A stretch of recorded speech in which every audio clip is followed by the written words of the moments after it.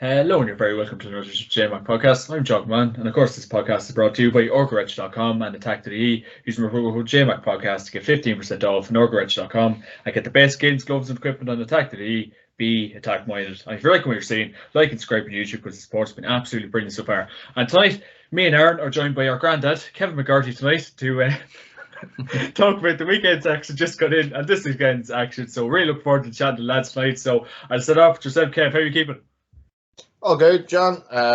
Got the grander shirt to go with the grander reputation, so there you go, man. Good stuff. And did you have a good weekend? Yeah, quite. Followed a couple of the games on Twitter, watched some of the hurling as well. And I suppose I watched the box office. It was Roy Keane blowing his gasket, so thankfully people that tune into this will I'll not be as aggressive as Roy Keane was yesterday. And we were saying off air, the analysis around nationwide need to explode onto the scene, Kev. So it's now the time for us to step up. Well, we can step up as well, but possibly we'll get Roy Keane on to the Sunday game and see how the fellas in there get on. So might give us a wee bit more in-depth, non-lazy analysis, you know. So straight and to the point with Mr. Keane. That's what we need to see. Yes, 100%, Kev. Aaron, how are you keeping? Yeah, I'm doing good, John. Doing good, John. As I was saying to you there, like was out Saturday night for the birthday, all the rest, and then stayed up to watch some of the UFC fights on there as well. So busy weekend. Watched loads of football, hurling, and obviously, yeah, right. You can't beat a bit of Roy Keane's analysis. So yeah, John, I think you should definitely start reaching out to him anyway. Get him on the podcast soon. How's the 18th birthday? The 18th birthday, yeah, it was good, you know, like finally got there, you know. I think this is my 6th or 7th 18th birthday in a row, so yeah, another enjoyable one anyways. And I believe you met sorry, Kev, go on ahead. Jesus, Aaron, you're nearly as old as Rangers. They celebrated 150 years minus take out the 5 in the middle last weekend. Yeah, I don't really want to be associated with Rangers though, so we'll have to take that one out. Super stuff. And I believe you met the brother at the weekend, Aaron. So who's the local brother? I did. And what are the odds of that? And you know what the funny thing is as well? Like as soon as he said he was your brother, like I could tell straight away, even his mannerisms and the way he was speaking. I was nearly going into podcast mode and chatting about Cavan. Jeez, what was it? 1 o'clock in the morning or whatever, and then I had to haul back a bit. I was like, oh shit, it's only your brother. So, it's funny. Good stuff. Happy days. Hope you had a good night anyway, sir. It sounded like brilliant crack. Well, look, as we can touch into the action. There wasn't much of it, but these are the games that were rescheduled from the weekend before, so the games took place at the weekend got in. So we can touch on Saturday's action first of all. We will look at the Allianz Football League Division 3 Round 3 game between Fermanagh and Laois in Brewster Park. It was Fermanagh 3-15, Laois 3-9. And Aaron, this is a great win for Fermanagh.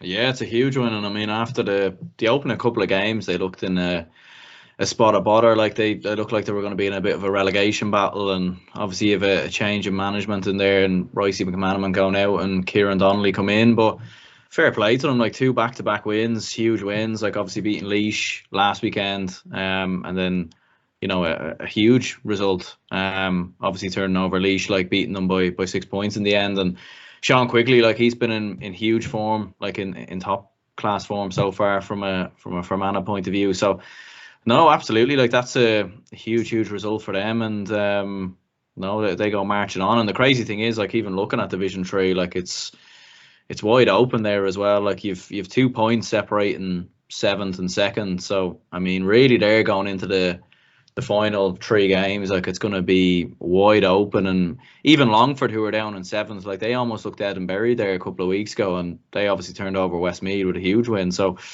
yeah, no, it's completely wide open, and I think Fermanagh have got a serious chance of promotion, and that would be an incredible achievement really coming from where they started with when they lost Antrim, which was probably a surprise result at home at Brewster Park. So no, fair play to Fermanagh, huge win. Definitely, Aaron. And Kev, it looked like Sean had a few pieces the night before, 1-4.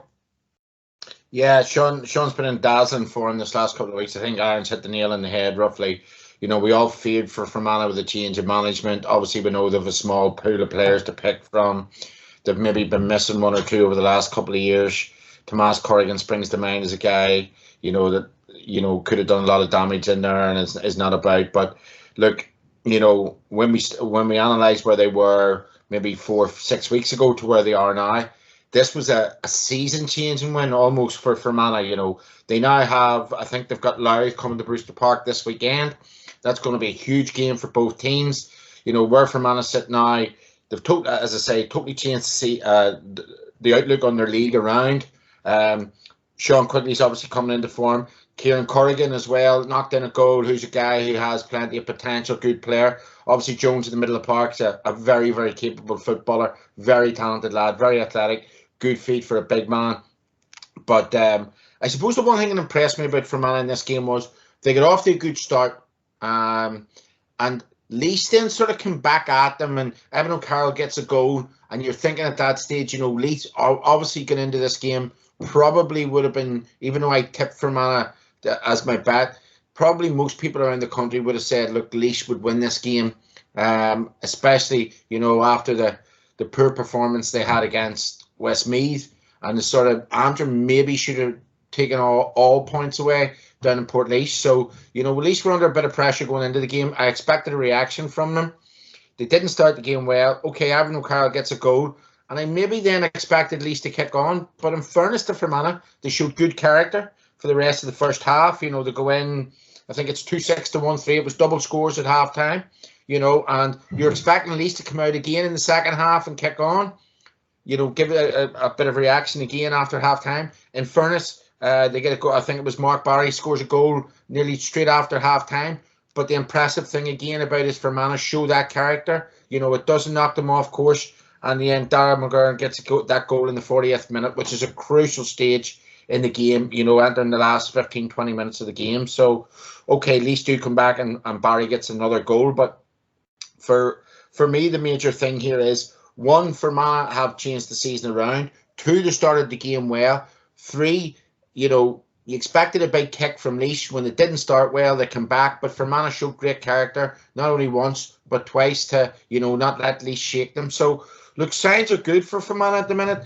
One thing, as I said to you maybe on previous podcasts, is don't ever underestimate momentum. And Fermanagh have a lot of momentum get into this game now against Laois at home. They win the game, all of a sudden they're on 7 points. And who knows what's going to happen with the last 2 weeks, the last two games in the league. So it's a great win for Kieran Donnelly. As I say, he's a guy down there. I said this last time around. A lot of respect he'll get from the players. Ryan McCluskey's in there with him. They've got a lot of Fermanagh's better players out playing for them at the minute. Quigley's on form, kicking well. Kieran Corrigan's able to assist. And, you know, I said my player of the week to watch last week was James McMahon. Very good read of the game at centre half back. Maybe wasn't his best game from what I read into against Laois, but, you know, they've got a bit of experience there as well that can lead them forward. So, you know, good positive signs for Laois. The last thing I'll say is, Aaron's rightly said it, the two fixtures on Saturday and Sunday in this league have turned this league right upside down. For me, and I'm not afraid to say it, I said at the start of the year, Laois and Westmeath were the two favourites to go up. Both of them actually, after this set of games, they could be in a relegation fight. That's how crazy this league is. So, you know, we say it week on week, fixtures are important. The fifth round of games are going to be absolutely crucial for those pushing for promotion, but also in terms of then we'll see, you know, who's going to be in that relegation dogfight. I think, you know, most of us would admit that Wicklow are probably going to go down. It's what other team joins them, and that will be a real dogfight between 3 or 4 teams. Absolutely, Kevin. Absolutely. A great win for Fermanagh. Kieran Donnelly would be absolutely delighted with that one, especially at home. And the next game in TEG, Cusack Park, you had Longford 14 points, Westmeath 10 points. And Kevin, that is a huge win for Longford. Not many expected it. Everyone expected a Westmeath win. Well, Longford, they thought different. You know, nobody's seen this coming. I don't think even the best tipster in the world would have said this. I was absolutely startled when I tuned in on Twitter to watch this game, to follow updates in this game. For me, Westmeath really needed a huge response after the Louth game. I said that to you last week. I was expecting Westmeath to come out all guns blazing to say, look, last week was a blip. We're pushing again for promotion. I've said 3 or 4 times this year already to you, Westmeath have good quality in their team. Good quality. And I think that, you know, these last 2 results have, again, very similar to Fermanagh, but in the opposite direction, have flipped their season upside down. And, you know, when we look at this game, you know, Billy Loughlin's going to be very, very happy with the steadiness. You know, it was a controlled win by Longford. Yes, Westmeath came out of the traps the better, did 5 different scores in that initial period. But, you know, to go in 8-7 down at half time wouldn't have been ideal for Westmeath. Obviously, we'll then look after the break. The huge big issue of the Hassan penalty miss is absolutely crucial, because straight after that, then Longford kick on and get 6 scores in a row. And that's really the difference between the teams. Okay, David Lynch getting sent off with 7 minutes left doesn't help Westmeath's cause at all, as they're chasing the game. And Longford are able to pick them off at well in the last, you know, number of minutes. But that Hassan miss, combined with the 6 points in a row for Longford, that's sort of the story of the game. You know, the game's nip and tuck. There's only a point in it. Hassan misses, then Longford go and react. So Billy O'Loughlin will be very happy about that. You know, we'll come to talk about Longford in 1 wee second, but for Westmeath, this is a devastating blow. Absolutely devastating blow. When we look at their fixtures now, they have to go to Antrim. They have to go away to Limerick this weekend, who are sitting at the top of the table. Antrim obviously pushing for promotion. So, you know, their last 3 games are going to be 3 big cup finals for them if they want to get up. And personally, the way that they're playing at the minute, the over-reliance on John Heslin, I can't see them getting up. And again, I got it wrong. You know, I called it at the start of the year, thought they would go up. It doesn't look that way at the minute. And to be honest with you, the way they're playing and the games they have, I can't see that happening. For Longford, look, we thought they might struggle. This game has really turned things around for them. They now go to, I think they're due in Corrigan Park this weekend. So that's a big game for them against Antrim. Again, it's going to be a scrap for points down the bottom of that league. So, you know, Longford will have another game at home. Never an easy place to go. So, look, it's a huge, huge win for them, but so disappointing from Westmeath. And, you know, I don't think either team will go down, but I don't think either team will go up. Aaron, I feel sorry for you, because obviously you support the Dubs. They're not doing well. Your other county is Westmeath. They're after getting bet. So who are you going to support, big man? Yeah, well, at least the good thing with that is whenever the Westmeath family try and banter us Dubs anyway, I can just say, oh, well, at least yous are going down to Division 4 by the looks of it. But yeah, no, like, yeah. But from a Longford point of view, I mean, it's a huge victory for them, because I know they don't have Robbie Smith or Rian Brady, who are 2 of their, you know, I suppose main forwards really of the last couple of years, and they've opted out and they're not available for this Longford side. So, you know, you've a couple of new lads in there like Jack Duggan coming in, and, you know, Joseph Hagan, and obviously big Darren Gallagher in the middle. So huge result for Longford. And as Kevin was saying there, obviously Antrim up next, and I think they play Laois and Wicklow in their final 2 games as well, which, you know, are 2 winnable games in my opinion. You know, maybe Wicklow are the only team in this division that's probably cut adrift, and maybe it's looking like they're probably going to be gone. But then again, we would have said that last week about Longford as well. So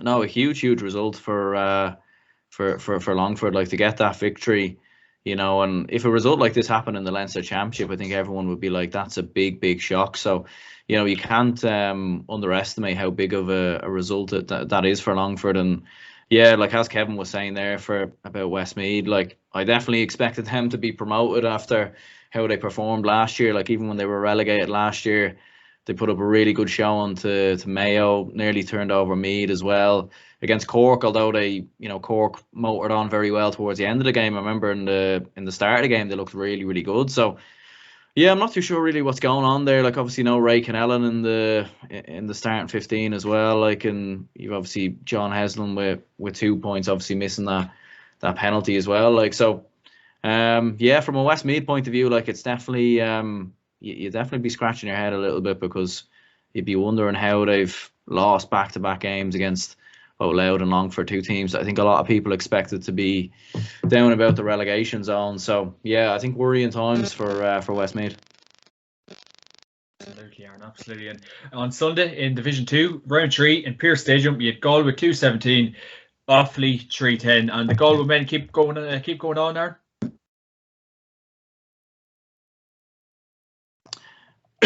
Whoops. Oh.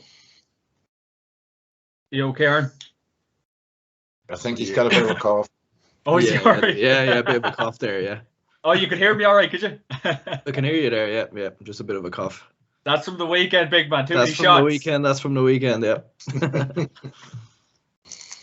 Right. What was the question? Sorry. He's got the COVID, man. Stand back. I've got the COVID, yeah. I've got to go, yeah. What were you saying anyway? Sorry, big man. Sorry. Disaster. You're all right, big man. It happens to the best of us.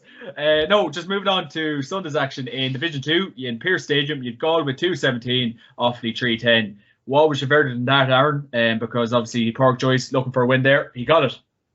Yeah, it was a big win for Galway. Like, and the high scores that they're putting up at the minute is quite crazy. Obviously, like 2-17 against Offaly, and obviously the week before as well. I mean, they're almost putting up hurling scores in many ways, like the amount that they're scoring. And Damien Comer with 1-3 in this game, like supposedly he was, from what I heard, very impressive. And Shane Walsh didn't even score in the game, so probably shows that Galway have a good amount of options in their team, like in attack. Like they've a lot of different options there in terms of obviously Matthew Tierney, Robert Finnerty, in there as well, Desi Keneally. So for Pádraig Joyce's men and for Galway, like they're motoring pretty good. I mean, it was definitely a closer game though, I think, than people expected. Like, I mean, Offaly pushing Galway quite close, and you know, Offaly obviously coming in with a bit of momentum, obviously having drawn with Meath. I know they conceded the late goal, but I think a lot of people probably would have expected Meath to win that game. So I think for Offaly, like they can, even if they do get relegated,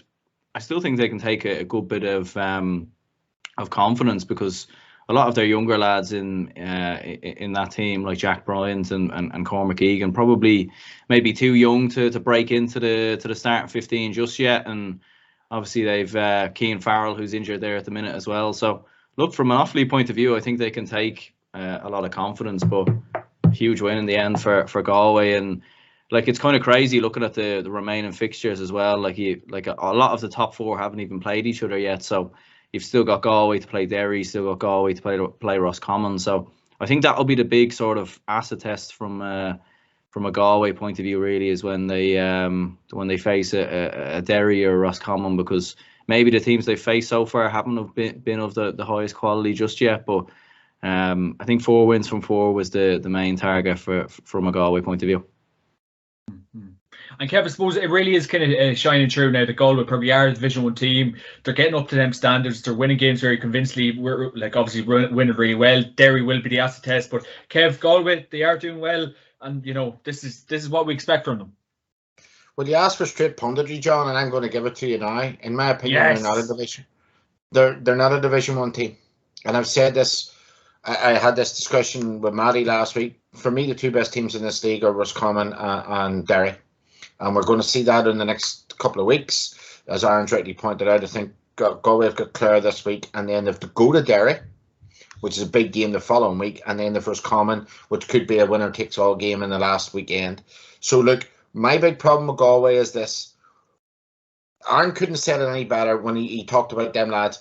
Tierney kicks a couple of points very early on in the game. Comer gets 1-3 overall. Finnerty kicks not 4, not 3 from play. Shane Walsh doesn't even score, right? So their abundance of talent up front is there for all to be seen. Very, very good going forward. Very good attacking side. But that only gets you so far. You got to marry that with what you're doing at the back.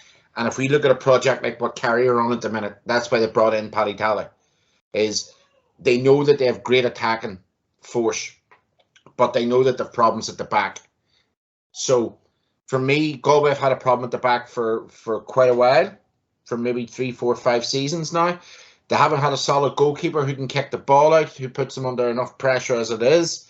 Pádraig Joyce hasn't addressed that. They had that under Kevin Walsh. They still have it under Pádraig Joyce. Yes, you know, Aaron said, you know, they are putting up great scores, but they're also in the last 2 games. I think it's 5-27 they've conceded in 2 games. And for me, the one quote coming out of this match that I took away off when reading this today on the way into work on the train was quite simply this.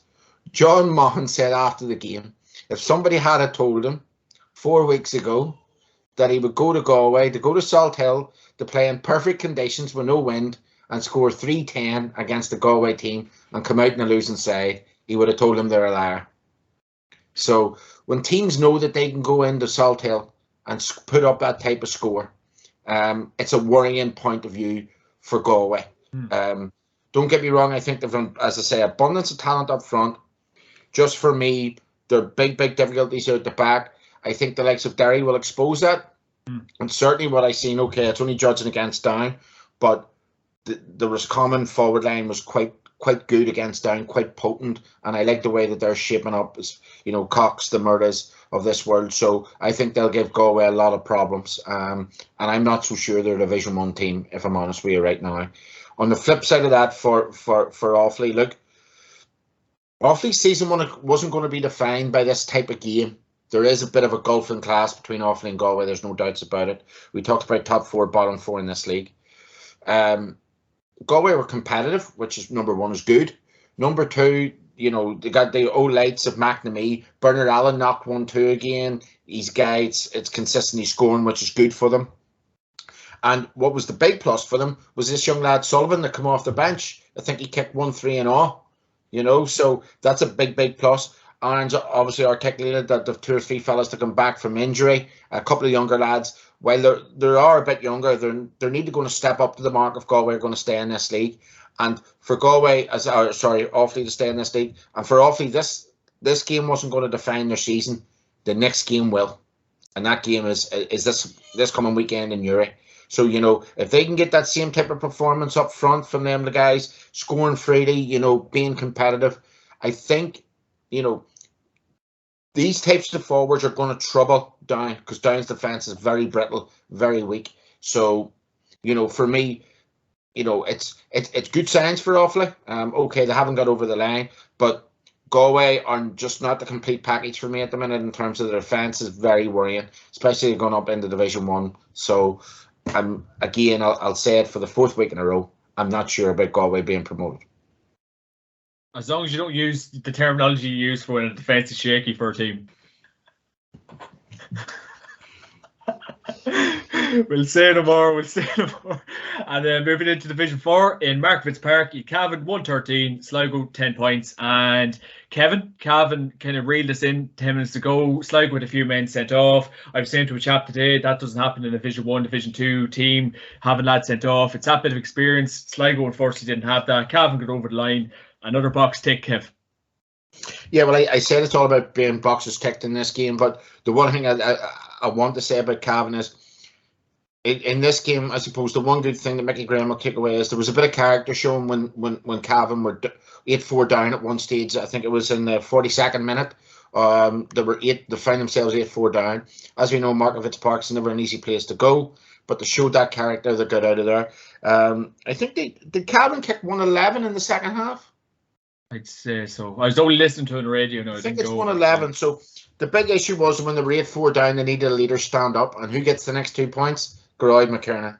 We'll keep on coming back to him. You know, he's playing great stuff for them. It's great leadership. You know, obviously Lynch's goal in the 63rd minute is a highly important score.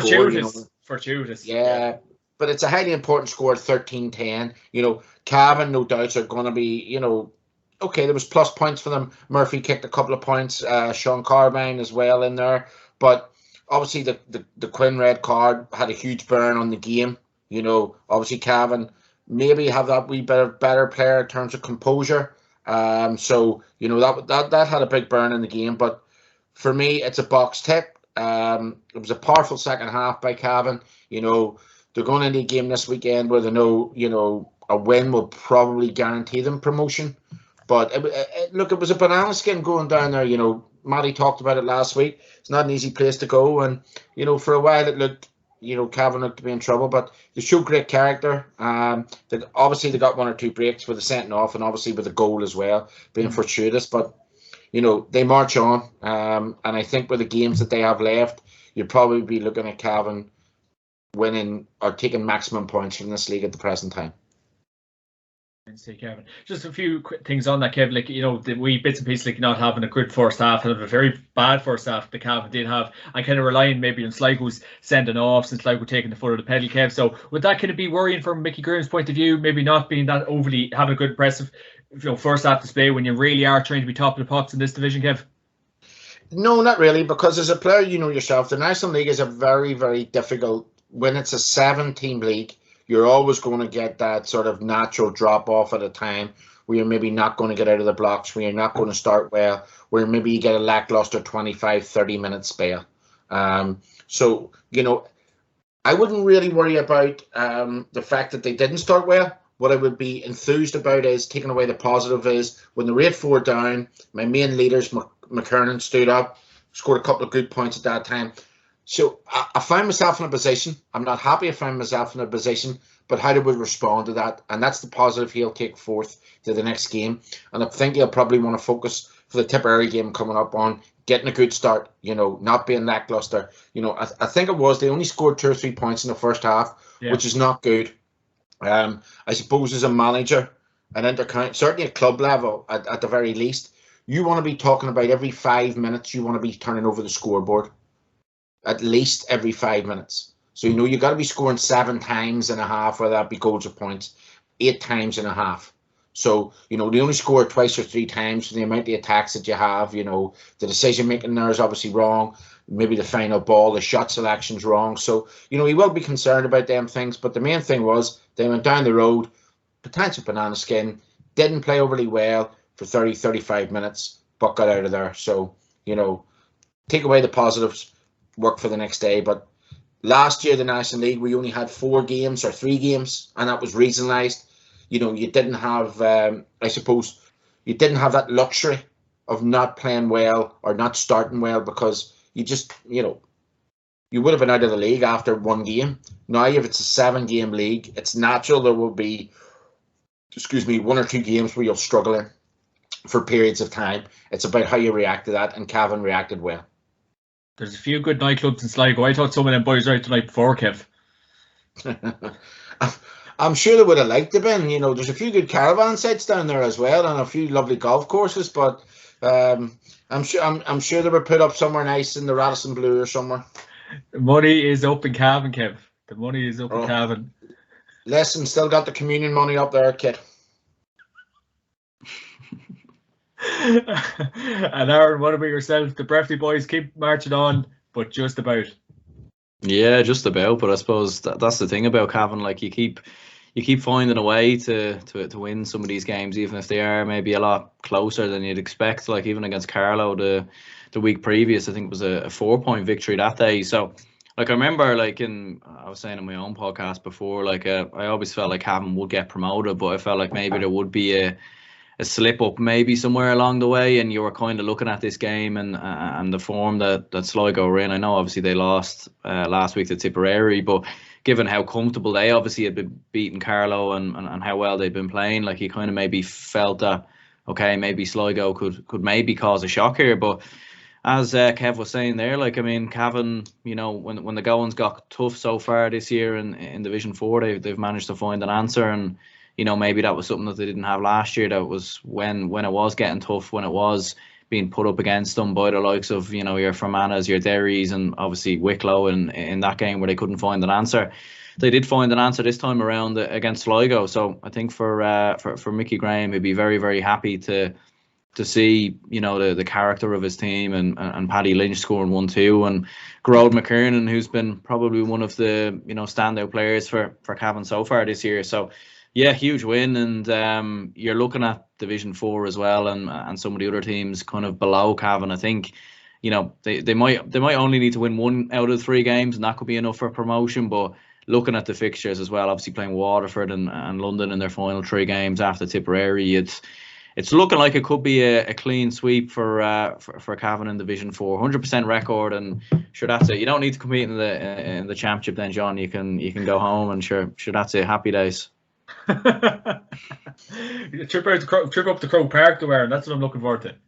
Yeah, 2 trips to Croke Park this year, maybe with Tailteann Cup or whatever they're trying to call it at the minute. I mean, you could be up there twice in the 1 year, so there you go. Jesus Aren't, don't be telling me that. They'll be budgeting, there'll be less food on the table. Them Cavan people. Oh, Jesus, to be all staying up here and everything. Rumor has it, Obama in his first briefing as US president, they brought him to Fort Knox and there was no money in it. They said, where did they store the money? He says it's down in the mine, down in Cavan somewhere. Oh, say no more, say no more. We'll get for that point yet, Aaron. Would you up for a league final? Me, you and Kev. Sure, why not? Division 4 final. Cavan and London. Maybe they should do it in London. I tell you what, that'd be a good trip there.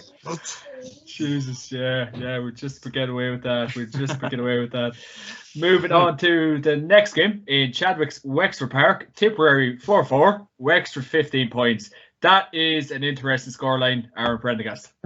Yeah, this was a mental game from what I heard. That's what I heard it being described as on Twitter, because Wexford were supposedly the team that was dominating the ball, dominating the play, had majority of the chances, but Tipperary just kept hitting them on their counter-attack and scored an abundance of goals. You know, like all 3 goals in the first half, 3 of their 4 goals in the first half.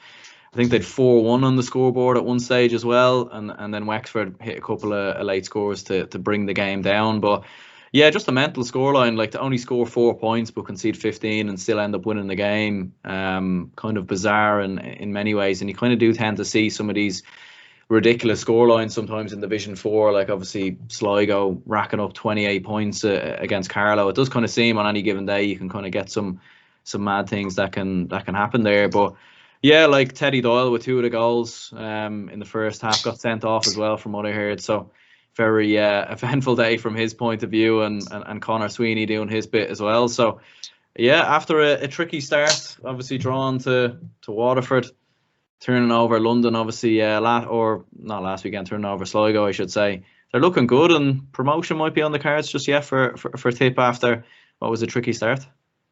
Yeah, we will wait and see, and obviously they're playing ourselves this weekend. What about yourself, Kev, that game? Well, our good friend Matty Ford was on a stag at the weekend, and I'm sure on Sunday when he looked at his phone or followed this on Twitter, he must have known that he had one Jager bomb too many. He was very quiet all weekend, wasn't he? Yeah, he was. But listen, the thing about this game was, I think Aaron summed it up well. When you look at the scoreline, at half time it was 4 scores to 11. And there was only a point in the game. And Tipperary obviously got that first half goal. So look, at the end of the day, when you look at Wexford, when they put 15 points on the board, and there's 8 scores against you, there was some comical defending by Wexford, at the back. Aaron's pointed out Teddy Doyle got 2 goals. Obviously, Conor Sweeney in the form that he's in. Matty spoke about him last week. Really looking forward to seeing him play. And again, he pops up with a goal. Class is permanent with that guy. And when you think about it, Wexford had 5 different scores in the first half, and good possession of the ball. So look, they'll be obviously a wee bit peeved. They played well, they've controlled the game, and then all of a sudden, stupid mistakes have led to the goals at the back. And Tip, it's a bit. Tip are only in this league because every team's beating each other. That a really, really poor start. I was quite critical of them, to be honest with you, but because of the results, maybe the big one being London and Leitrim, obviously, which was a huge result. So, but we'll see how Tip get on this weekend against Cavan, who are the standout team in the league. That's 2 really good back-to-back wins for them, beating Sligo and Wexford. So, they're in a push for promotion now, but early on in the season things didn't look great. They've obviously turned it around a wee bit, and credit where it's due. Tip-top-a-roo performance, Kev. Say it again, sorry. Tip-top-a-roo performance. Yeah, for once. Says the cocky answer man. Yeah. There we go. Moving on to this weekend's action, lads. Jam-packed week of action. We cannot wait for it. It's going to be a serious weekend of sport. So we'll touch on to Division 1, Round 5. The first game of the weekend, you have Armagh against Kildare in the Athletic Grounds at 6 p.m. This game is going to be live on the BBC iPlayer and the BBC Sport NI website. So the first person I will ask this question to while Kevin pours his water is Aaron. What do you think for this game? Which game did you say there, John? Armagh Kildare, sir. Armagh Kildare. Yeah. No, look, I mean, for Armagh, this is a big opportunity, I think, because obviously you have Kerry and Mayo playing each other. So, you know, if Armagh can turn over, I suppose, what's now the dominant force in Leinster, apparently, in Kildare, I mean, I think Armagh have got a good chance of getting into that league final, you know, especially with, obviously, one or Kerry, Mayo drop points. But, yeah, I suppose a little bit of inconsistency for Armagh in, you know, obviously the last day out, obviously losing to Mayo, very, very close game. But I think for Armagh, like, I think the main thing for them will now be focusing on the championship, because they play Donegal the first time out in the Ulster Championship, and that's going to be a big game. You know, Armagh aren't of the luxury of maybe a Dublin or a Kerry, where they might have an easier route through their province. Like, for Armagh, it's going to be very tough to get out of there. So I think for Armagh, like, their bread and butter really was staying off any relegation. Anything after that is a bonus. If they end up in a league final, happy days. More game time maybe for Rian O'Neill, Conor Turbitt, Jason Duffy and Croke Park, you know, and maybe a chance at winning the trophy. But I do think at the end of the day for Armagh, all the focus now will be towards that championship game against Donegal. And I think you might see a bit of rotation here and there, but with themselves at home in the Athletic Grounds, I think they might just have enough to squeeze past Kildare. But I mean, Jimmy Hyland's in the form of his life at the minute. I mean, he's probably been arguably one of the best players so far in 2022. So when you have him firing and Derek Kirwan maybe coming off the bench as well, like, you have a chance. But I think Armagh should just have a bit much there. Like Dublin, when they were playing against Kildare, I did feel like there was times there where Dublin could have ran at Kildare. They could have exposed their defence a little bit more. I do think they have a couple of defensive vulnerabilities in there. We've seen Tyrone do the same. So you would be looking at Kildare and thinking, how are they going to fend off the threat of Rian O'Neill, Conor Turbitt, Jason Duffy, you know, so Tiernan Kelly as well. So yeah, I think Armagh should have enough here, and I think goals will probably be critical. What about yourself, Kev? Will BBC give you a free pass for this game? Yeah, hopefully, yeah. We'll pay our license fee, don't we? Or maybe we don't. I don't know. Can we wipe that out, John? Actually, but no, for me, this is a really intriguing game, and I tell you why it's intriguing. It's a chance for Kildare to drag Armagh back down into that fight down there towards the bottom of the league. And people might say, "Oh, Armagh at the bottom of the league, and you know they've won such and such, and you have 5 points on the board." Look, for me, I think there's two standout teams in this league that are going to get to the league final. I don't think Armagh realistically are going to get to the league final. I think their last 3 games are Kildare this week, and then they have Kerry and Mayo, I believe. So, you know, that's going to be quite difficult for them, if I'm honest with you. Kildare really are coming into this game. Look, they've had 4 games in Division 1. Certainly 3.5 of them, the second half against Donegal wasn't really, you know, anything to write home about for Kildare, but 3.5 of them games, they've been really, really competitive. Maybe really disappointed that didn't take something from Healy Park. So they'll be travelling with confidence. I do fear a wee bit for Kildare's defence, Aaron's right, but the one thing about Kildare is, and I'm really impressed with them against Tyrone in this, they created a hell of a lot of goal chances. They just didn't execute it at them particular moments in the match, which would have been crucial for the outcome of that game. So look, you know, again, Aaron's right. Highland scoring freely up front. Obviously, Flynn's in the form of his life as well. You know, he's huge asset for them to have. Claude Van Damme. Yeah, big Jean-Claude Van Flynn. But you know, the bounce that they get off that win against Dublin is incredible. You know, as I said to you, momentum is everything. You know, so they'll be travelling up there with a lot of confidence, no fear. You know, again, 2 points drags them. You know, ask questions of Monaghan, ask questions of Tyrone, brings Armagh back down into that group again. So, you know, this could be a huge game for Kildare, and you know, Armagh. You know, from the flip side of that, when you look at the last day out. They did win the game against Monaghan. There's no doubts about that. If there was VAR in the multi-million-pound athletic grounds, then they would have another point on the board. And obviously, then, you know... Kev, are you telling me David Goff would love to have VAR in the game? Are you telling me he'd love the camera on his face? Is that what you're saying to me? I'm not saying that would be not a lie, John. But, yeah, you know, they could have some more points on the board. But, look, Armagh are going well. I like their process up front. I like the way they're kicking the ball in. I think that's the difference you can see with Kieran Donegal involved. He's telling the guys, look, get the ball in early. Make the forwards fight for their own ball. Get runners off them. You know, if you're getting good, quick, early ball in, and it's quality ball into the likes of Rory Grugan, Rian O'Neill, you know, you're getting runners off them like Duffy, like Conor Turbot, like these guys. You know, they are scoring freely up front. So, look, it's going to be an intriguing game, but I wouldn't be at all surprised if Kildare went up there and put it up to Armagh, and maybe, you know, if anything, let's go straight down the middle and call it a draw. I was just about to say that. Believe it or not. I suppose there are a lot of draws in Division 1 usually, so it probably wouldn't be too surprising if there was another draw. And then if Dublin lose to Tyrone, and then Armagh Kildare draw, then that relegates Dublin. So you could imagine the Armagh lads and Kildare lads getting together and saying, right, let's form a draw here to relegate Dublin. So no, I couldn't see them doing that. We love Dublin too much, Aaron.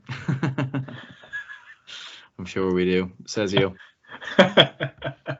Right, moving on to the next game. Kerry v Mayo in Austinstack Park at 7:30, RT2. Aaron, that is a mouth-watering game to look forward to. The old rivals renewing the rivalry once again this weekend. Yeah, I can't wait for this game. I really can't, because it's probably the two best teams in the country at the minute, like the two informed teams, both unbeaten. Both have 3 wins and a draw so far. Both have very exciting young players coming through.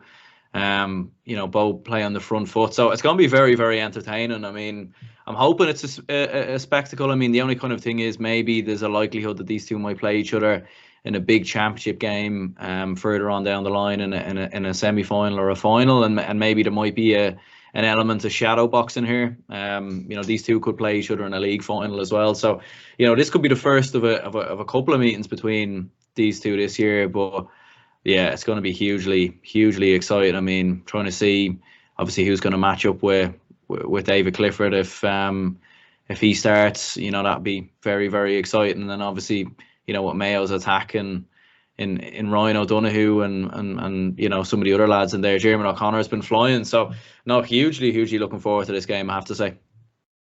We cannot wait for it. What about yourself, Kevin McGurty?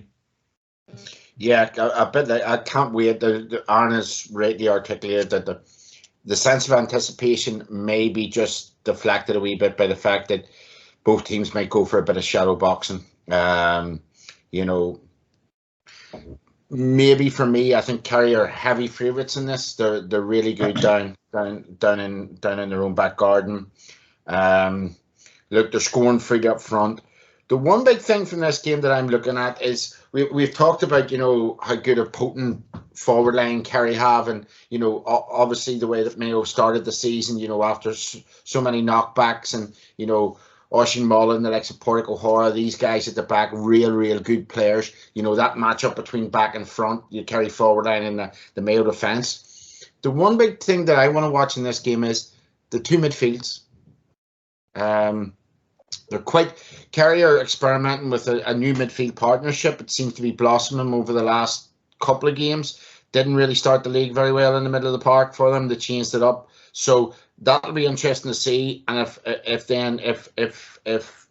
James Horan goes with, I don't know if he'll go with Cohen in the middle of the field, but I would like him to see him going with Ruan and Loftus in there if both of them are fit. So that foursome of the Kerry's new midfield versus Ruan and Loftus will be really intriguing to see. But look, with an element of shadow boxing, I still expect Kerry to win this game and move on in the league. But I do suspect both of them will meet in the league final this year. Wait and see. We're looking forward to it this weekend on RT2 at 7:30 this Saturday night, and on Sunday in Ballybuffet at 1:45 on TG Carr, Donegal against Monaghan. That is a really exciting game to look forward to. Both teams similar enough form, you could say, to a degree. But Kevin McGurdy, what's the verdict? Well, it's a must-win for Monaghan. It's as simple as that. And Monaghan have been quite good on the road this year, as I said to you the last time I was on with you. Look, they haven't been great at home this year, which is unlike them. But they've picked up, I think it's the 2 points have been picked up on the road. So it's a must-win for them. Look, if it'll be a game that they're targeting now, one of their last 3 to stay up in this league. They're going in to play a Donegal side, as both myself and Matty spoke about last week. We don't know what Donegal's side we're going to get. Is Murphy going to be fit? What are Donegal like without Murphy? Where's he going to play Ryan McHugh? Is Oisin Langan going to come back in there? Who's going to help McBurty up front?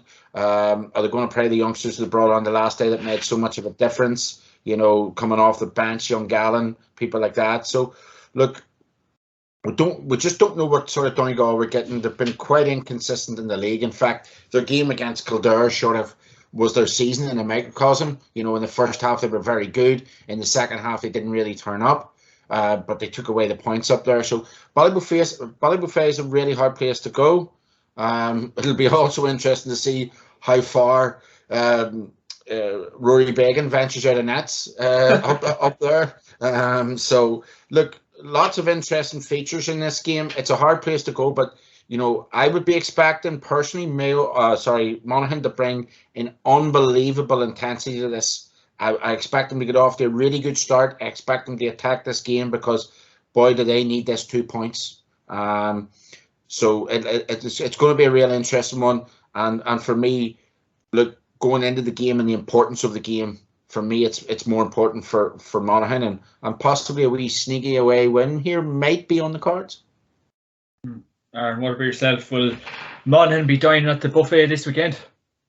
No, I don't think so. I think Donegal should have enough here, but as Kev kind of said there before, I mean, it is, you kind of don't know what you're going to get with Donegal. Like even in the Tyrone game, I remember in the first half they didn't really get going until they got that goal at the end from Conor O'Donnell, I think it was.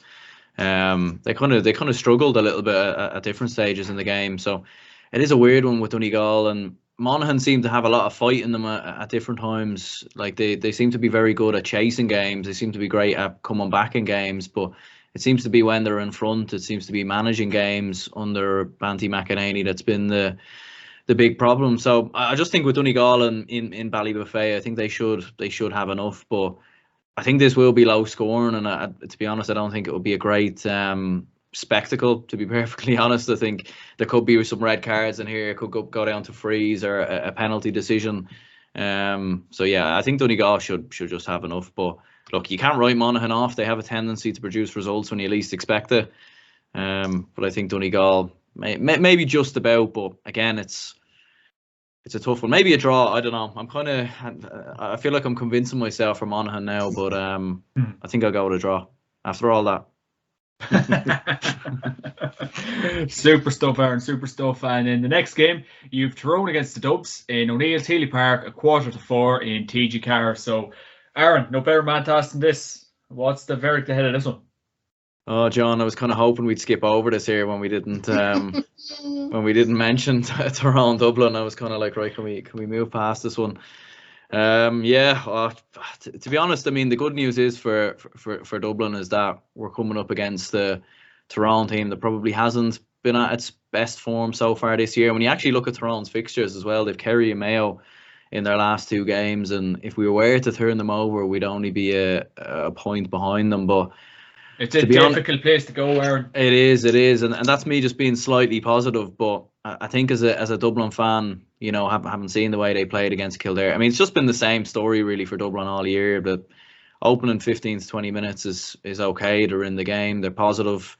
Then they'll concede a goal. They'll get caught on the counter attack. Maybe be like in the Armagh game, a direct ball into Rian O'Neill. Seems to be in that second quarter of the game where Dublin really struggle. Like you've seen Kerry hit 1-9 without reply that time when Kerry comfortably bet Dublin. So they just seem to give themselves too much to do, and there's no variation in their play. It's backwards hand passing, sidewards hand passing. Like even when Aaron O'Neill lost possession that time for Kildare, Dublin continued with the hand passing. Like if they had just kicked the direct ball in to Dean Rock or whoever was in there, it might have been a more clear cut goal opportunity. So yeah, with Dublin, to be perfectly honest, just don't really have the confidence at all, which is crazy really as a Dublin fan, because usually you're so used to them winning. But yeah, like I think if Tyrone build up a 3 to 4 point lead, I just don't think I could see Dublin coming back from this, and it's very hard to see where Dublin go from this. I think a Leinster Championship and maybe that'll be it for Dublin this year, I think. Wait and see, Aaron. What about yourself, Kev? Tyrone Dubs this weekend. This is the biggest game of the weekend, bar none. This is petrol and matches meeting together in one pitch. Dublin aren't rightly articulated. I'd love this to turn into the Battle of Omagh like happened a couple of years ago. I think that's really what Dublin need. In fact, if I was one of the Dublin players, I'd be going out looking to hit a boy's shoulder, looking to start and get other players in the team sort of, we're in a real battle here. This is where we need to come through. Dublin haven't really shown any gut, fight, grit so far this year, in my opinion. This is now the time. They lose this game, for me, they're going down. It's as simple as that. It's win or bust here, and that's why I'm saying, they're bringing the petrol here into Healy Park. They're going to have to, go at this very, very quickly. As Aaron says, they can't afford to fall behind or chase the game. I think it'll be interesting to see what team Dublin put out. He's been experimenting with these guys like Lurkin O'Dell and these guys. Okay, we bit wet behind the ear. Is there a couple of more experienced boys coming back in? Dublin, they sort of do need their full strength team out now. There's no more messing about. Look, coming off the back of the Kildare game, it's possibly a game they could have won. They didn't. They've now had 14 days roughly before this game. They'll have 14 days to really reflect on things, take stock of where they are in the league, what has gone wrong for them, how do they address it. So I'm expecting a huge reaction from Dublin. And, the game's all set up for them. They're going into Healy Park, the home of the All-Ireland champions. Will they give them a guard of honour out onto the pitch, for example? All of this, it's all set up beautifully for Dublin. This is the game that they need to get back onto the stage, On the flip side of that, Tyrone. But will Dublin get onto that stage, Kev, though? Will they? Well, I'm hoping so.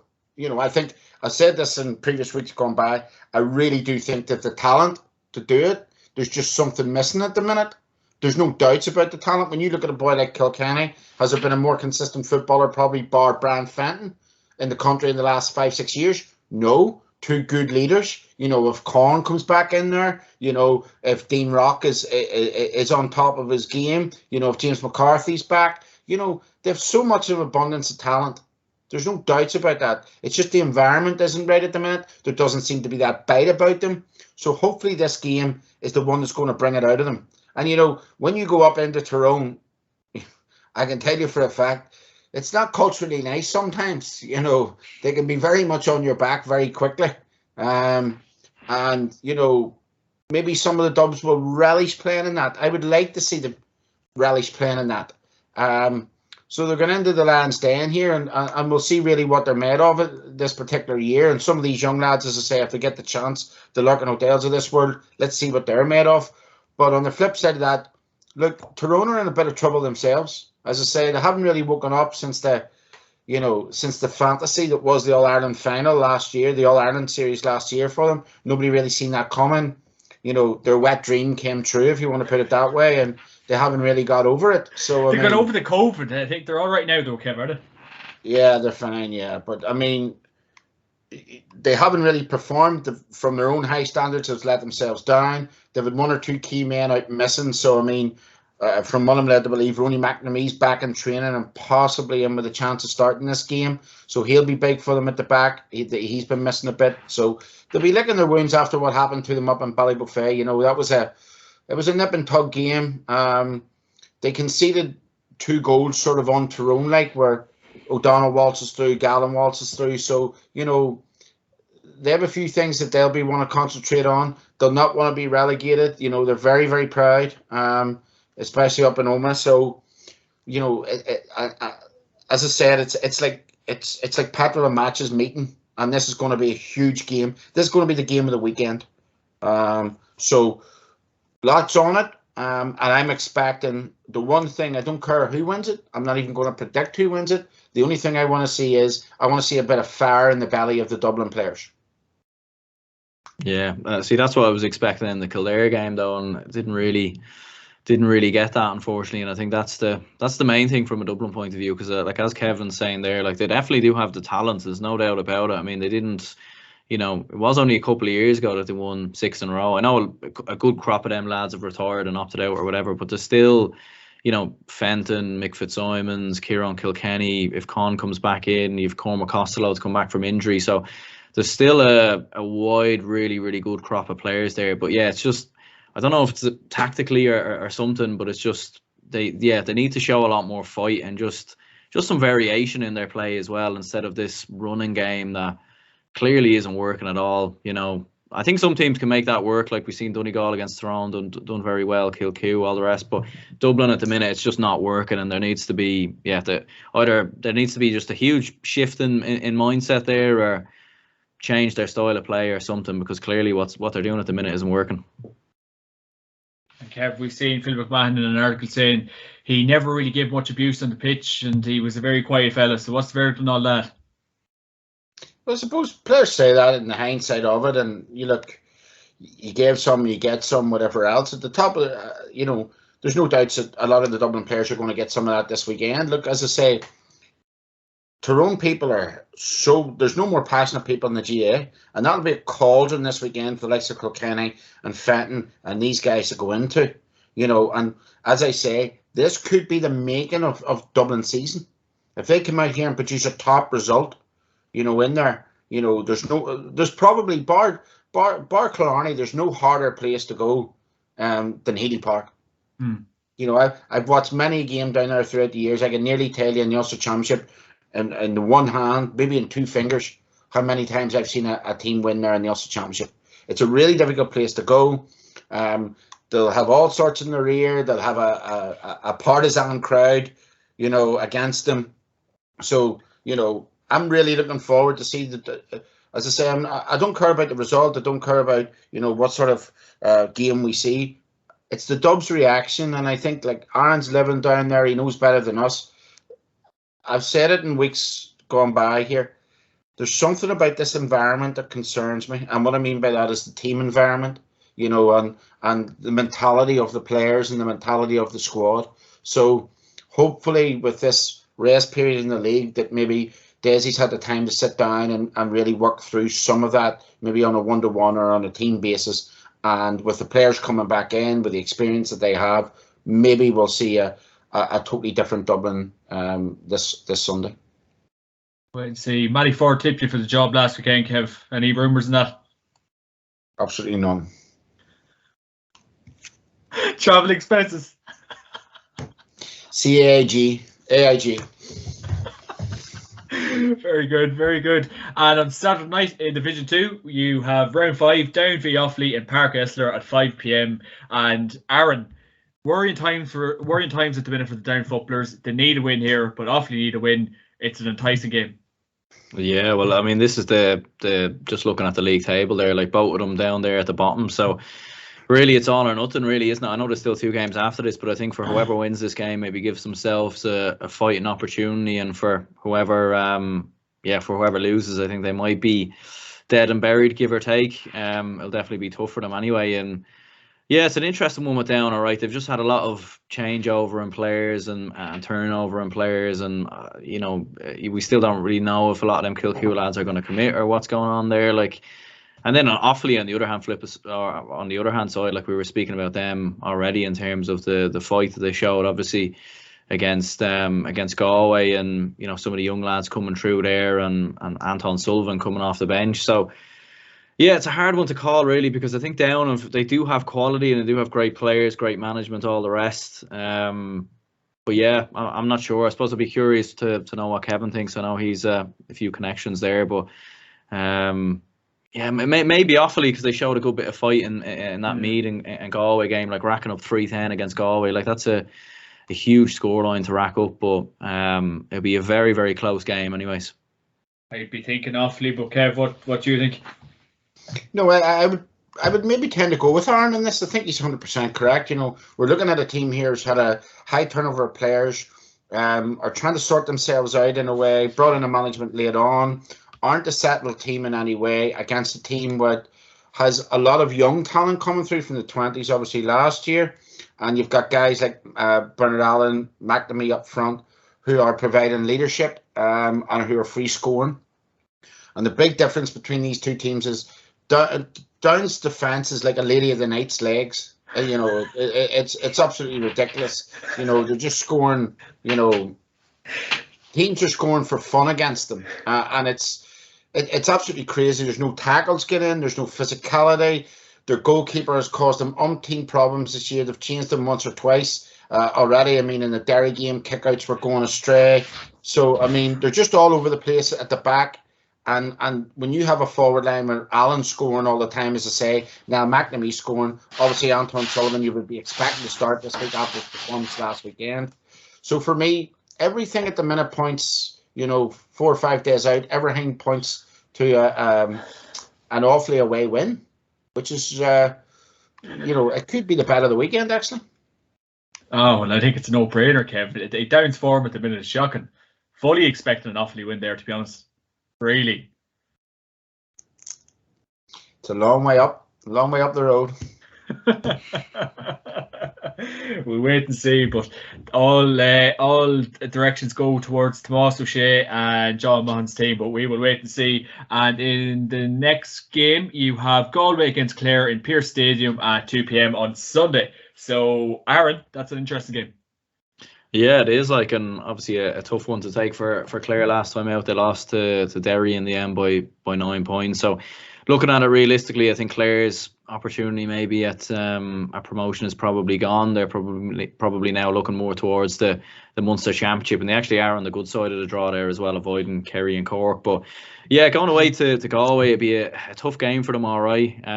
We were speaking earlier obviously about some of Galway's defensive issues and maybe the likes of Owen Cleary and Keelan Sexton, who's been in brilliant form so far, and obviously David Tubridy. So yeah, Clare could cause Galway a couple of problems. I think this game might be closer than people think, because if you think back to when Clare played Mayo last year as well, like they gave them a really, really good go, and there's obviously a bit of a rivalry between Galway and Clare and down the years, more so in hurling than football, but they're obviously neighbouring counties there as well. So this might be a game to definitely keep an eye on. There could be a surprise or two here, but I do think with Galway's quality going forward, and I think the fact that Shane Walsh didn't score the last day, I think he might have the bit between his teeth a little bit and be fired up for this game. So yeah, I think Galway will have enough, but this could be another high scoring game as well. Like obviously when you've seen Galway's game against Cork, that was fairly high scoring. So this could be something similar. Wait and see. In the next game, you've Meath against Cork in Park Tolchin at 2 p.m. It's on the TG4 app, and the fair coverage on TG4 from 5:35. Kevin McGurty, we haven't seen Daniel Goulding in weeks. How the mighty have fallen. And I'm not talking about Daniel Goulding. Remember, when I was a child growing up, 87, 80, 88, 89, these guys were... Long time ago.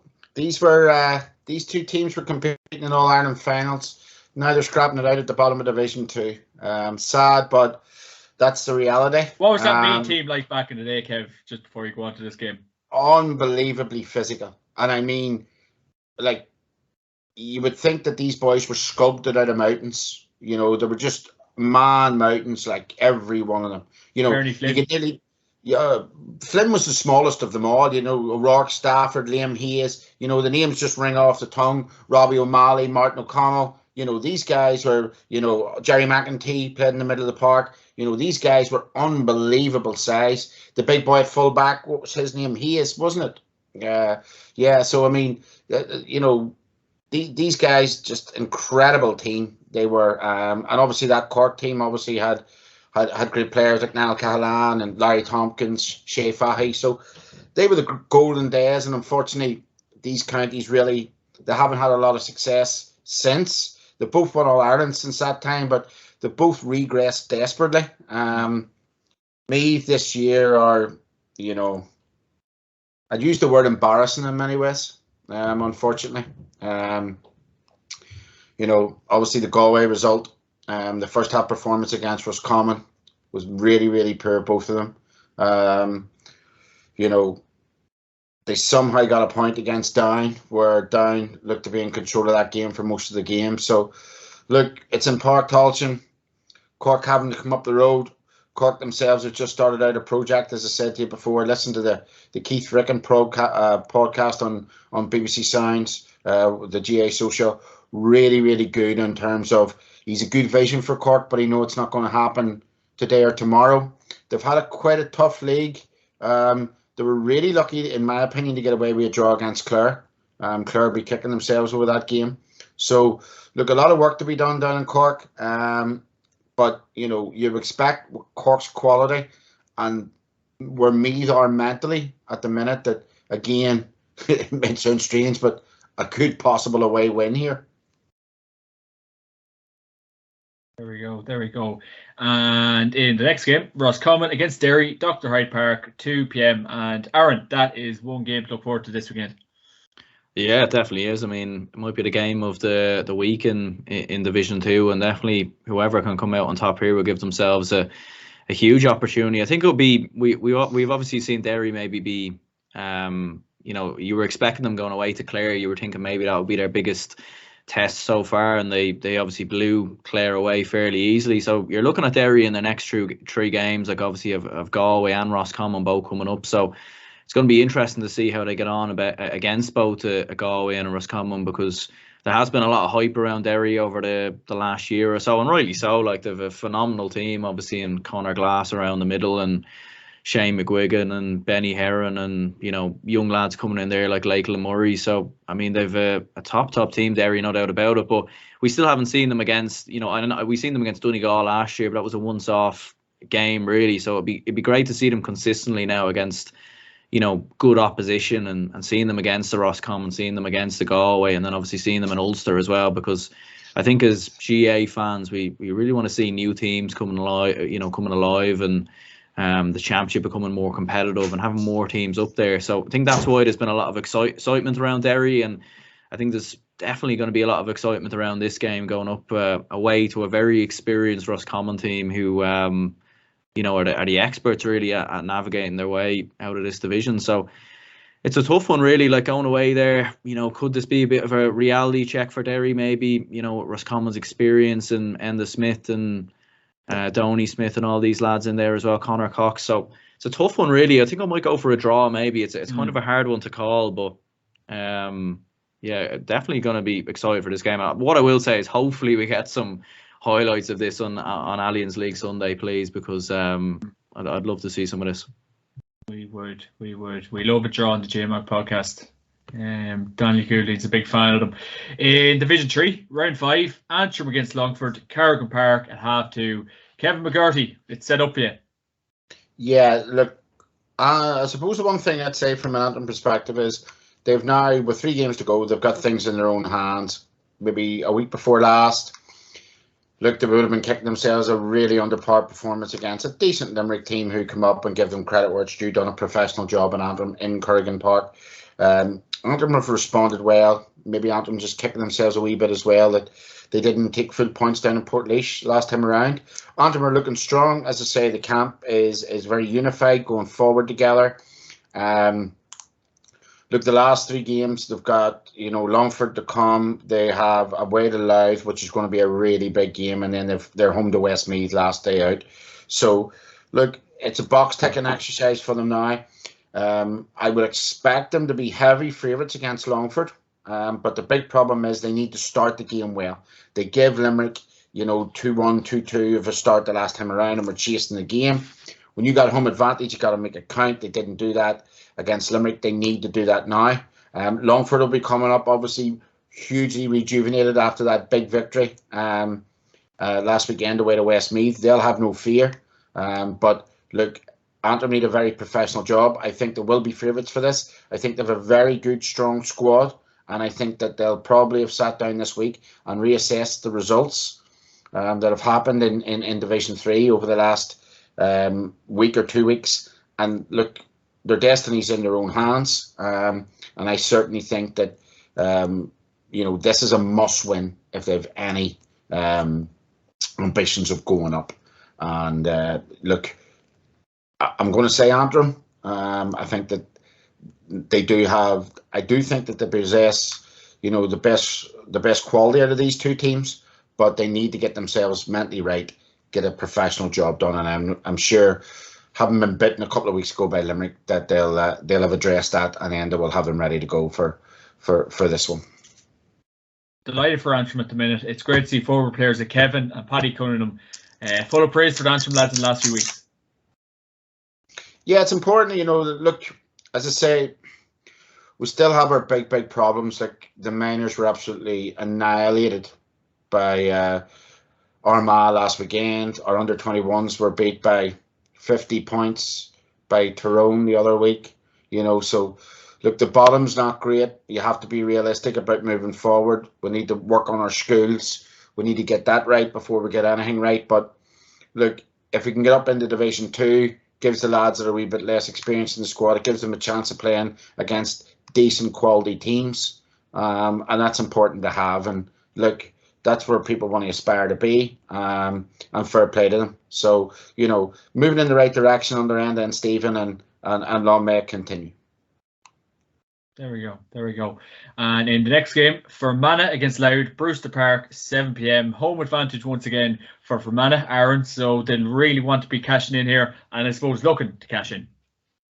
Yeah, absolutely. I mean, going up against it's an interesting game really, because both sides obviously started the league a little bit poorly. Both sides were maybe on a downward trajectory. You were probably looking at both of these two being in a relegation battle, but all of a sudden, they've both gone on good runs, both got big results in recent weeks. Obviously, Laois turning over Westmeath, which was a huge result for them.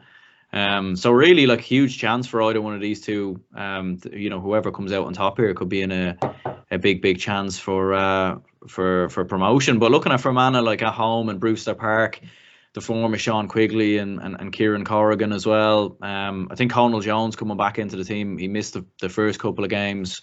I think maybe because he was obviously involved with Derry and Lee Harps up until the latter rounds of that Ulster Championship. So, to have some of those lads coming back in there as well, I think Fermanagh are motoring pretty well, and going up against a Laois team that's a young enough team, to be fair. Maybe Fermanagh might just have a little bit more, guile, or just a bit more there. But obviously with these Division 3 games, they're so hard to call really, because really anyone could beat anyone on any given day. And if Laois won this game by 6 or 7 points, I don't even think it would be that much of a surprise. But I would go with Fermanagh, I think, to edge it by a couple of points. Sam Mulroy v Sean Quigley, and we'll not see a bit of it.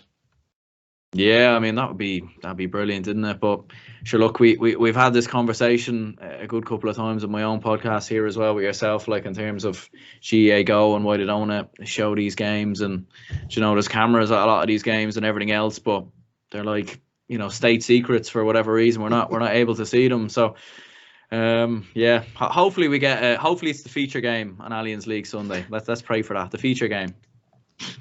So another 30 seconds if it's a feature game, Aaron. That's it. Yeah, 30 seconds if we're lucky. Might be less.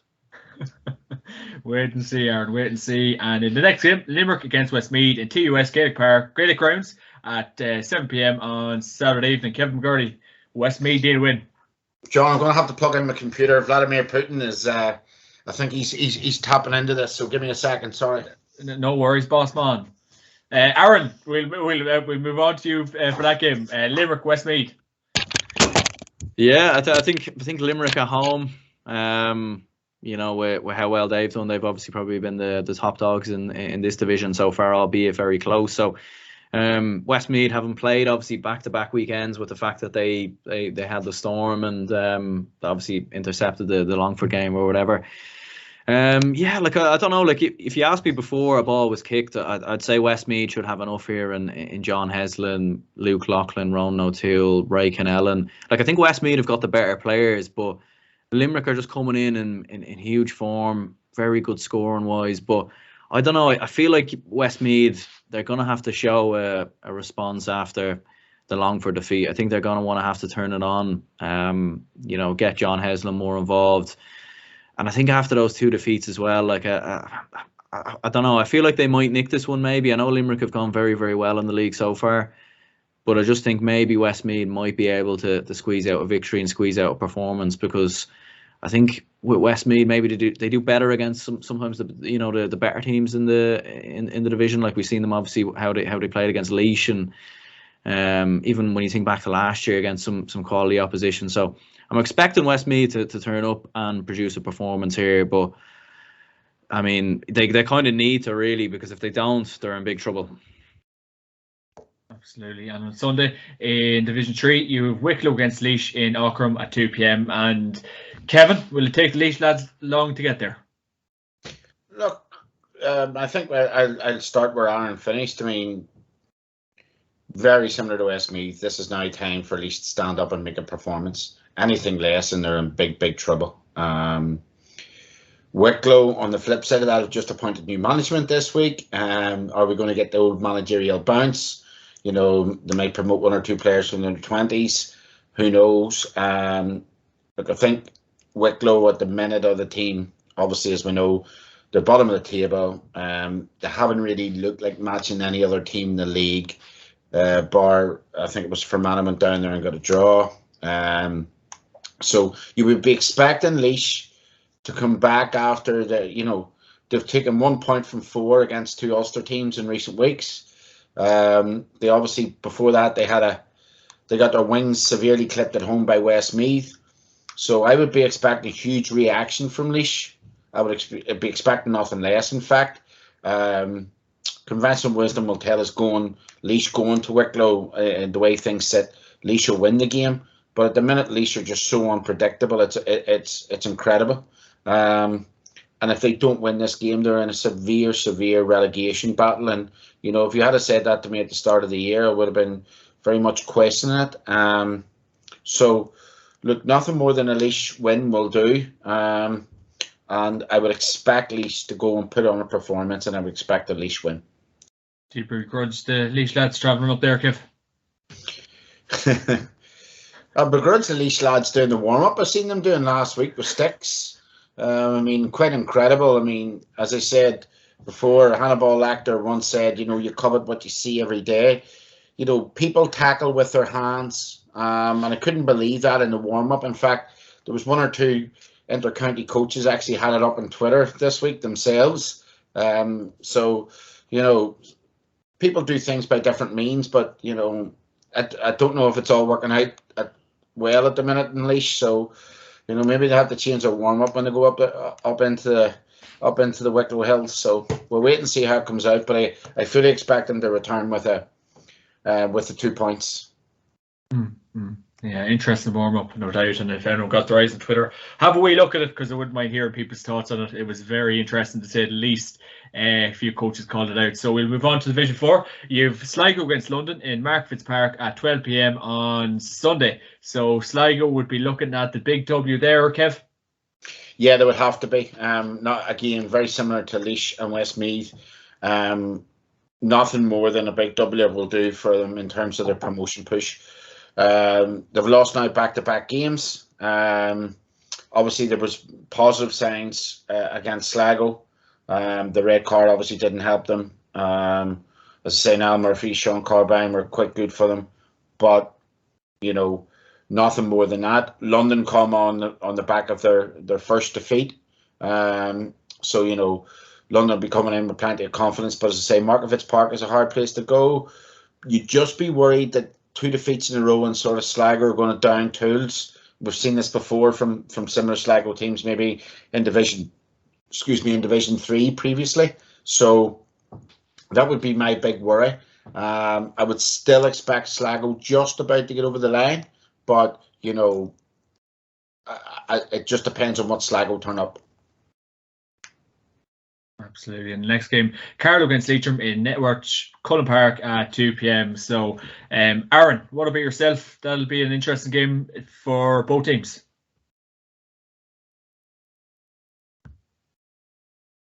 Oh, you're mute, big man. On mute there. I'm back now. I'll have to repeat myself, but anyway, yeah. No, what I was saying there anyway was. I hope you weren't insulting us. Maybe I could have been, or maybe I was, insulting, Carlo Leitrim. No, what I was saying anyway was, look, what Kev was saying there about Sligo, they're obviously in a, they really need to win this weekend to keep alive their promotion hopes, and I think you could say the same for Leitrim as well. Like obviously, if for either one of London that Sligo, which one of them two obviously wins their game, they're going to have a huge advantage going into the final two matches. So for Leitrim, they need to win this one. They need to turn Carlo over if they want to keep alive their promotion hopes. Carlo have been a weird side, really. Like they've looked, very sluggish at the start. Obviously got a big win, obviously on the last time out. So look for Carlo, a bit of positivity there. But I think for Leitrim, with Emlyn Mulligan obviously in there, and Ryan O'Rourke's been playing well from what I've heard so far. So I think Leitrim should have enough to get the victory away to Carlo. Cavan against Tipperary, Kingspan Berkeley Park, 2 p.m. I'm wearing this jersey by mistake, but apologies. What's the verdict on that one? Yeah, I'd still be expecting a Cavan victory. Look, it's quite an intriguing tie if we look at it. The optics coming into the game. Tipperary not starting the league well, but then two really good back-to-back results, coming up with a bit of confidence, the quality that they have, and in Sweeney up front. Obviously, Teddy Doyle scoring the two goals last day out. Tipperary do have an over-reliance on Sweeney. I do think that Cavan have the defence to cope with them, if I'm quite honest with you. And what's really impressed me about Cavan thus far in the league is leaders are starting up, the Reddies of this world, the Geroid McKiernans of this world. And, Kingspan Breffley Park is never an easy place to go. I mean, I watched Kerry down there play Cavan maybe 5-6 years ago, 7 years ago, not even. 2017 league. Yeah, so I mean, it's not that long ago. The teams like that have been down there and found it very difficult to win. So when times are good, Kev, when times are good. Yeah, so I mean, look, again, this Cavan know themselves going into the game that they win the game, they're up in the league, so that will be a big incentive for them. And as I say, again, they'll be looking. I would be expecting a reaction from them, similar like Laois and Westmeath. I'll be expecting a reaction from Cavan, and the fact that they had a really abysmal first half last day out, and I would expect Cavan to come out of the traps very, very quickly. As I said to you about maybe similar to Antrim, you've got to make home advantage in this league count. You've got to do it, and you've got to start well. And I would expect Cavan to come out of the traps very, very early on, and I expect Cavan to win this game. Fingers crossed, Kev, fingers crossed. And in the very last game of the weekend, you have Wexford against Waterford in Chadwick's Wexford Park at 2 p.m. And Aaron, as you can see on all our faces, that we cannot wait for this game. Absolutely buzzing, John. I mean, If your tickets. I think I'll have to go out there and get a premium ticket. I think for this game, make sure I'm in the box office in Chadwick's Park. Sitting there with Michael D. Higgins or whatever, the president, and Conor McGregor's coming down. Yeah, I can't wait for it. You're Matty Ford. Yeah. Oh, stop. Look, I mean, what can you really say about this game? I think Waterford actually have a great record over Wexford in the last couple of years, and that probably tells you a lot about Wexford football. I mean, they might have a slim chance of finishing in the top two, but realistically, just looking at the league table here, like 4 points behind London, and a lot of them teams still have to play each other ahead of them as well. So I think even a win here, I don't even know if promotion's really still on the cards unless they won all three of their remaining games. But look, Waterford they're a hurling county. Do you know what I mean? They're not a big footballing county at all, and they done well the first time out against Tipperary, getting a draw. They would have been disappointed maybe losing to London in the fashion that they did. But I think for Wexford, just for their supporters to keep a bit of optimism and faith in the county, I think that they'll have to win this really at home, Chadwick's Park. Right the wrong of that defeat to Waterford last year as well. But yeah, I suppose maybe the fact we're speaking about this with Wexford probably shows how far they've fallen. But they should have enough here to get the win, hopefully. And Dublin, Aaron, does Dublin's form worry you? You can be playing these teams soon. We could be, but look, the way Wexford are going there, I mean, they gave us a good game last year. That's the crazy thing in Chadwick's Park. So, look, maybe there'll be more occasions for Dublin to go on a little tour around the country. You know, they were talking all about Dublin not being at specific grounds and always being in Croke Park. So, look, maybe this is why Dublin are going down to Division 2 and maybe Division 3. You know, they want to go around all the grounds, get all the supporters, allow them to see the Dubs get their day out. You know, I think it's a great initiative, maybe, if that's what they're doing. You should be running for politics, Aaron. Give up this media game. Kevin McGurty, your player to watch this weekend and the bet of the weekend. You know, I'm torn between a couple of games, John. I don't want to step on Aaron's toes by saying a couple of games and just mention them. Obviously, I mentioned Tyrone and Dublin for obvious reasons, but I'm also, I'm really intrigued about the Roscommon Derry game. Them two games, and in the past I picked a Roscommon player and a Tyrone player, a Derry player to watch as my player of the week. So I'm going to go for Dublin and Tyrone game for my player. My bet of the week is Offaly away to Down.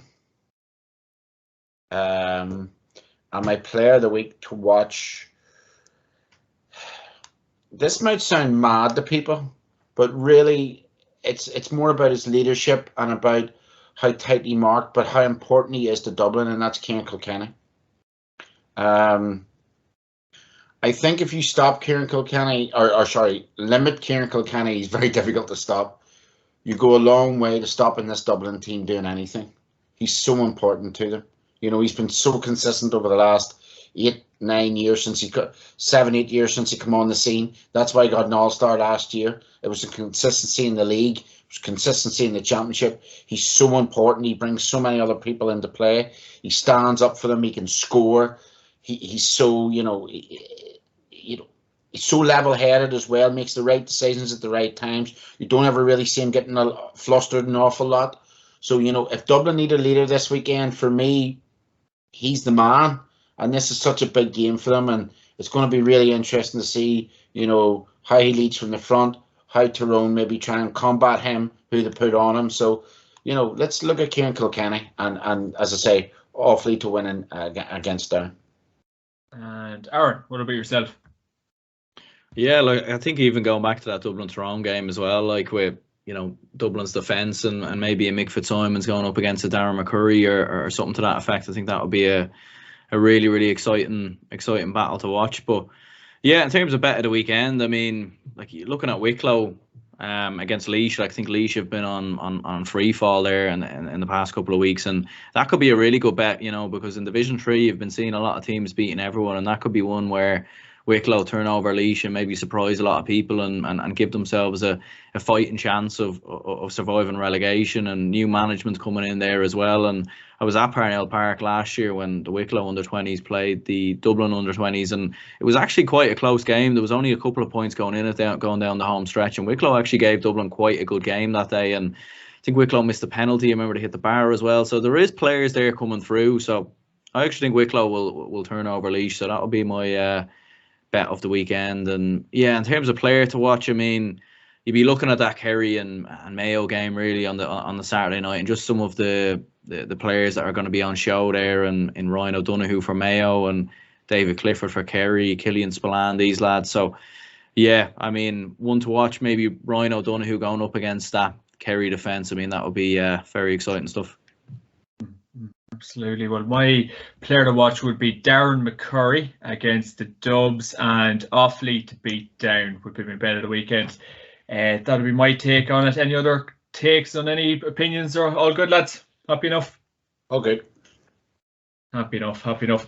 Lads, thanks a million for joining me this week. And of course, this podcast is sponsored by Orgaretch.com and Atak.ie. Use my promo code JMACPodcast to get 15% off on Orgaretch.com and get the best skins, gloves, and equipment on Atak.ie. Be attack minded. And if you're liking what you're seeing, like and subscribe on YouTube, because the sport's been absolutely brilliant so far. Kevin, Aaron, thank you. Cheers, Aaron. Terrific. Top man, John. Sound. Cheers.